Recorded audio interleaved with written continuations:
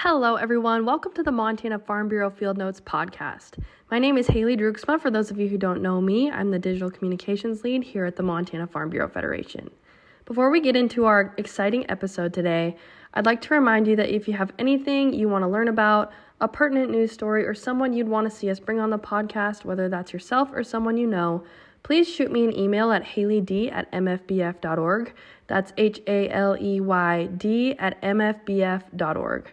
My goal is always to bring you interesting, exciting content about agriculture, and I always love your recommendations. Now let's get into today's AgNewsWire episode.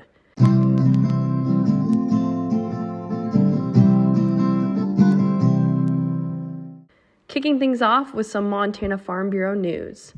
At a recent Montana Fish and Wildlife Commission meeting on wolf hunting and trapping regulations, the Montana Farm Bureau Federation advocated for maintaining a sustainable, state-managed wolf population. The commission, after reviewing over 1,100 pages of public comments, set a statewide wolf quota of 458, including specific limits near Yellowstone Park and in southwest Montana. Montana Farm Bureau emphasized the economic toll wolf predation takes on ranchers, not just through direct livestock losses, but also stress-related health issues in cattle and increased management costs. They estimate wolves cost Montana ranchers nearly $23 million annually. MFBF supports regulated hunting and trapping as necessary tools to manage wolf numbers, protect ranching livelihoods, and maintain ecological balance. They stress the need to keep wolf management under state control while ensuring agriculture, the state's largest industry, is not disproportionately impacted. Rail Safety Week, running from September 15th through the 21st, highlights the critical importance of rail safety for Montana's farmers, ranchers, and rural communities. Railroads serve as essential lifelines transporting agricultural goods and supplies across the state. The Montana Farm Bureau Federation emphasizes that rail safety is a shared responsibility and urges caution at crossings to prevent accidents. Recent federal investments have improved rail infrastructure across Montana, enhancing safety and supporting agriculture. Projects like the $15 million upgrade in Malta are increasing freight capacity and preparing for future passenger service. Operation Lifesaver provides key safety tips for drivers, especially those operating farm equipment, urging them to slow down, look and listen, and use caution at crossings. With education, awareness, and continued investment, Montana can maintain both strong rail systems and safe rural communities. The 2025 Montana Youth Agricultural Literacy Ag and Color Drawing Contest is now open to kindergarten through 6th grade students across Montana. Entries, due by December 5th, 2025, must be submitted through teachers, homeschool educators, or parents to local county farm bureaus. Local winners will advance to the state level by December 19th. 7 state winners, 1 per grade, will be selected by the Montana Farm Bureau Women's Leadership Committee based on agricultural content, originality, neatness, and reproducibility. 1 top entry will earn the special Farm Bureau Proud Award. Winners will receive cash prizes, and their drawings will be featured on educational materials. Teachers of winning students will also receive a prize. For more information, visit mfbf.org or contact Ricky Swant at rikkis@mfbf.org.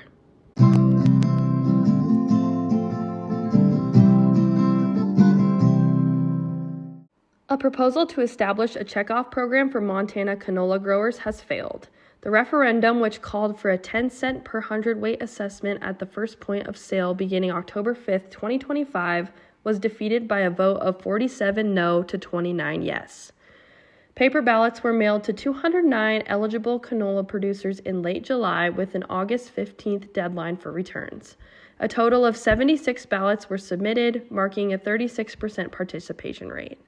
With the defeat, the Montana Canola Advisory Committee has been dissolved effective August 29th. Supporters expressed disappointment but emphasized canola's potential role in Montana crop diversity and future oilseed market opportunities. The Montana State University Extension Pesticide Education Program is hosting a pest management tour across 9 locations in north-central Montana from September 29th to October 3rd, 2025. The tour provides continuing education for private and commercial pesticide applicators with up to 6 credits available for attendees.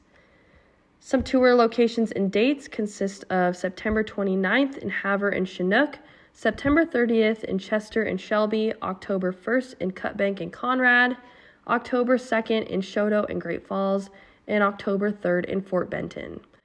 Topics covered vary by location, but include grasshopper and alfalfa pest management, small grain disease control, herbicide-resistant weeds and crop rotation strategies, ground squirrel control, drift and carryover management, targeted weed technologies and spot spray systems, pesticide performance, water quality, and regulatory updates. Speakers include experts from Montana State University Extension and the Montana Department of Agriculture. The purpose of the program promotes the safe and effective use of pesticides, helping applicators protect human health, crops, and the environment through science-based education and practical training. The Bureau of Land Management is inviting public comment on proposed amendments to its greater sage-grouse habitat management plans across 8 western states, including Montana. The changes would update 2015 plans to reflect new scientific research and support expanded energy and mining development in alignment with President Trump's Unleashing American Energy Executive Order. Key proposed changes include removal of certain priority habitat management areas with limited exceptions, updates to adaptive management strategies using new data on drought and disturbance impacts on sage grouse. Western leaders, particularly in Wyoming, have welcomed the revisions. Governor Mark Gordon praised the move for respecting state authority and recognizing Wyoming's leadership in sage grouse conservation. Wyoming Game and Fish Director Angie Bruce emphasized that the plan reflects a balance of science, state expertise, and collaboration. The public comment period opens on September 9th, 2025 and closes October 3rd. Montana State University's Steer a Year program is returning for the 2025-2026 academic year and is seeking donations of young cattle, feed, and financial support. Run by the College of Agriculture's Department of Animal and Range Sciences, the program provides students with hands-on experience in cattle management, including feeding, care, data collection on feed efficiency, and livestock marketing. Animal Science Livestock Management major and Collegiate Farm Bureau member Cody Johannes details his experience with the program. And what that is donated cattle from farms and ranches across Montana that then is run through a class of both semesters, fall and spring, here at Montana State. And those students are either taught how to take care of them if they don't know. If they do, it's expounded upon. We deal with a lot of larger name companies such as Merck and Zoetis and Neogen and things like that, seeing what's coming down the pipeline that's going to advance the beef management industry. And we're actually applying it here in this feedlot setting. So it's one of the best hands-on experiences for students with a background, without. You can really meet each other where you're at and find out how to grow it. The best part about it is every steer here is donated by a family farm or ranch, taken care of. It's tracked as far as weight and market and performance. That's shared with the producers, so they're getting a little bit of an update on how their cattle are stacking up against everybody else in Montana. And at the very end of everything, after students have gained their experience and they've been sent to slaughter, those beef cuts are going to be donated to the dining halls here at Montana State University. So while being here, that's the kind of experience that a university education should get you, and it's one that I've loved. Many students in the program work directly with cattle for the first time, making it a valuable learning opportunity that helps prepare them for careers in agriculture. Donated steers are housed at the Bozeman Agriculture Research and Teaching Farm and are eventually sold to MSU Culinary Services, which uses the beef in its campus dining halls. Proceeds from the steer sales also support student travel, club activities, and networking with industry professionals, further enriching students' educational experience. Donors and supporters are critical to the program's success and are recognized annually through awards based on steer performance. To donate or learn more, contact Hannah Delcurto Weifels at 406-994-3752 or email her at hannah.delcurto@montana.edu. A horse in Musselshell County has tested positive for equine infectious anemia, a serious and incurable viral disease affecting horses and other equine animals. The Montana Department of Livestock was notified on August 28th, and the property is now under quarantine while follow-up testing and investigations are underway.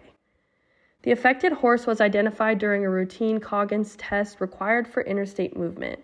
The result was confirmed by the USDA APHIS National Veterinary Services Lab. Montana Department of Livestock is now tracing the horse's movement and ownership history to identify and test any other potentially exposed animals.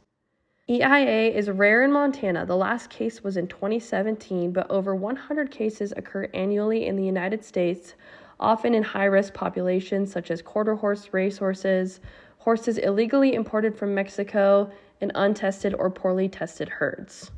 The Montana Department of Livestock advises all horse owners to test new equine purchases and ensure testing before interstate travel.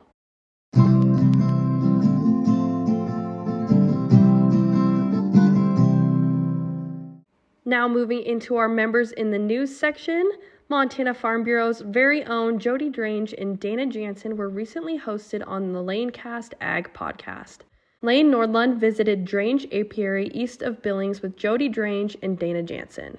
Jodie shared the story of her family's 6,000 hive beekeeping business, honey harvest, and challenges from foreign imports and urban growth.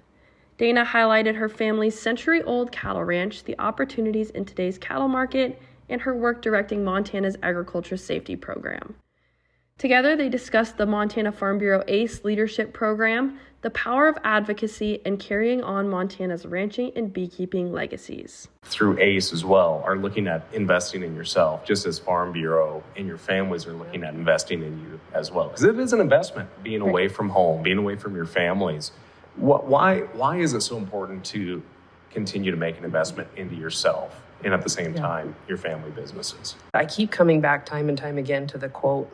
It has something along the lines of, if not you, then who? If it's not you that's going to do it, then who? Who do you expect to do it? And I think a lot of people just don't have enough confidence in themselves and faith in themselves that they're the person that could be doing it. Especially as we were learning about the history of Farm Bureau, I thought it was fascinating. That's one of the first things we talked about in ACE was really the history. And you look back at the people and the events, and it wasn't groundbreaking stuff at the time. They were just people that were trying to do what they thought was right for their community. And you don't have to do something big and grand and phenomenal to really make a difference. And so I think that's really where a lot of the drive came from, to say, yeah, it is worth it. It's worth it to invest in yourself and take that time to go further those skills. I really didn't know what Farm Bureau had to offer. I was a member for years through their insurance program. And then somebody dragged me to a meeting and they go, hello, the next year I'm on the board. And then go into learning about the history. You're like, wow, this is a program that every agricultural person needs to be involved in. What it does, the policy, the education, the leadership. I was like, yeah, I found my place. I found my family. I found where I was supposed to be. And my family followed right along with me. We knew how important it was. And it's nice to have the backing of all industries in this agriculture. And that's the way it is. It's for all industries in agriculture. If you'd like to learn more about the Montana Farm Bureau ACE Advocate, Communicate, Educate class, visit mfbf.org. Applications are open for the 2026 ACE Leadership Class year. The Kraft family of Gallatin County Farm Bureau and Kraft Hay and Grain in Bozeman was recently featured by KBZK. The family has been in the agricultural business for 5 generations, navigating the risks of farming and the ever-changing market. Ty Kraft compares farming to professional gambling, where every year is a gamble, hoping things will work out despite challenges. While there are often setbacks, the family's goal is always to keep doing what they love. We're a 5th generation family farm. We've been on this ground since 1906, and most of it's houses now, but we're still farming. We still farm a lot of other ground around the valley, and just keeping the family tradition going. It's really special to get to do something you love that my family's been doing for such a long time, and such a there is a lot of pride that goes along with keeping that going, and it makes the hard days way easier when that happens. It's just we know we love what we do, and it makes work seem just every day is a good day. In 2021, the drought left them worried about their future, but higher hay prices helped offset the losses, allowing them to survive the tough year. However, in 2023, conditions changed, leading to an oversupply of hay, making it difficult to sell. 2024 saw a similar situation with many farmers carrying over extra hay. In 2025, things are more balanced with the market approaching a more normal supply and demand situation. In the first episode of Helena Tailgate Talks, Helena Ag Enterprises features Will Roach, a Cascade County Farm Bureau member and fourth-generation farmer from Great Falls, who has taken over his great-grandparents' homestead. Roach now manages about 4,500 acres of land, growing spring wheat, winter wheat, and malt barley. His success is largely due to a strategic partnership with Helena Ag Enterprises, which has provided critical support and agronomic guidance. Really looking forward to keep on using the research, see what results we can get out of that on a long-term use. Also, we're spraying on Coron, which is a liquid fertilizer through the sprayer, which is kind of exciting. Thanks to Helena's tools, products, and personalized services, Roach's yields have improved and his operation has a bright future. Carissa Eddy, District 8 Young Farmer and Rancher Chair from Helena, underscores the company's philosophy, providing comprehensive support from seed to success, helping farmers like Roach thrive. We have those tools in our toolbox to make that acre better, and we can go as deep or as wide as we need to, but at the end of the day, we're going to get the seed in the ground. We're going to be there from the beginning to the end. And that wraps up our members in the news section. We are proud to have such leaders as the heartbeat of our organization, paving the way for Montana agriculture's bright future.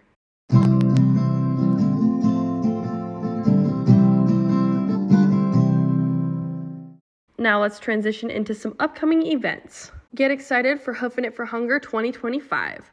We will be holding this annual 5 and 10K race at Depot Park in Dillon, Montana on Saturday, September 20th. Registration will kick off at 10 a.m. with the 10K starting at 10:30, the 5K at 11, and awards will be held at noon. There's also a virtual runner option if you can't make the in-person race and would still like to contribute to the Montana Food Bank Network, help feed our hungry Montana neighbors, and receive a t-shirt.